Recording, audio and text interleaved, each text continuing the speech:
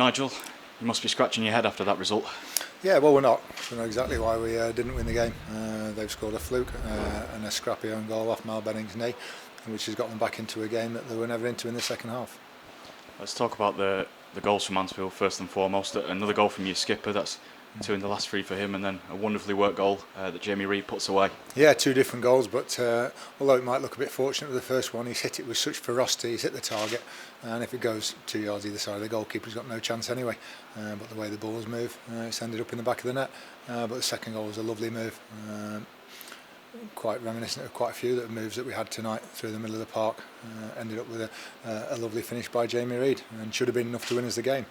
But can't legislate for 10-15 minutes to go, somebody putting a fluke in, a crossing that's flown in the top corner. Do you think that's where the game changed? Obviously the Bolton goal to make it 2-1. Yeah, definitely. I think it was 2 turning points. I thought the penalty in the first half was absolutely stonewalling Stephen Quinn. I think that gives us a good start in the game, and may well have changed the outcome. Absolutely, we're all puzzled why that wasn't given.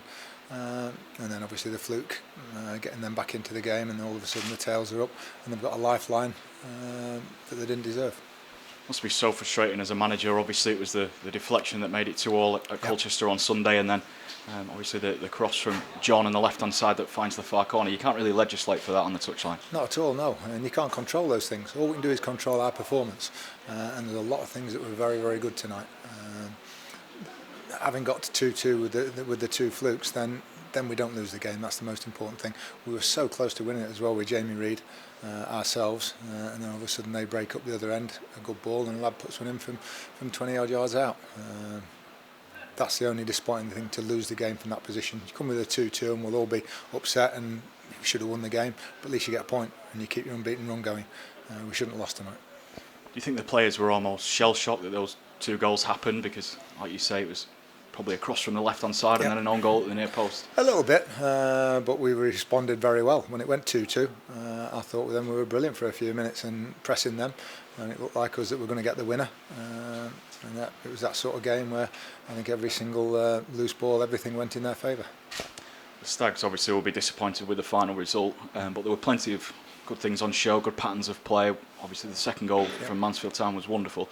You sort of getting back into that little bit of mojo after the prolonged break. I thought we got back in a groove tonight after the break, and that's the ironic thing. We've had 2 good points on the road, probably the best we've played tonight, and we end up losing the game.